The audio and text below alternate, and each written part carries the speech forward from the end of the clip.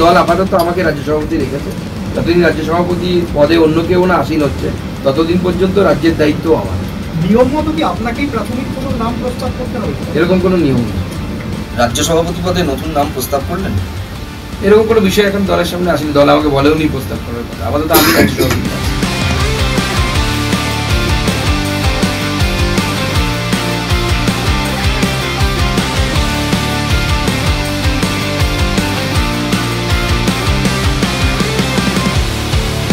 রাজ্য বিজেপির কে সভাপতি হবেন তা নিয়ে তৃণমূল কংগ্রেসের কোনো মন্তব্য থাকতে পারে না, সেটা তাদের ব্যাপার।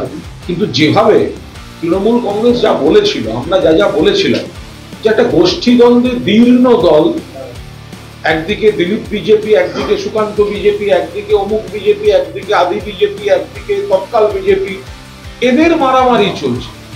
তো ভোটে তো সেটাই দেখা গেল, এবং ভোটের পর বিপর্যয়ের আধা ছড়াছড়ি দায় নিয়ে সেই লড়াই তাদের মধ্যে।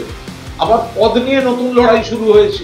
দলই নয়, বাংলার মানুষ প্রত্যাখ্যান করেছেন, এবং তারপর যেটা চলছে সেটা হচ্ছে নিজেদের মধ্যে ধ্বংস, আরো আরো আরো বিপর্যয়। বিজেপি সাইনবোর্ড হয়ে গেছিল, সাইনবোর্ড থেকে এবার ভিজিটিং কার্ড হয়ে গেছে, সেটা আরো বিলুপ্তির দিকে এগোচ্ছে।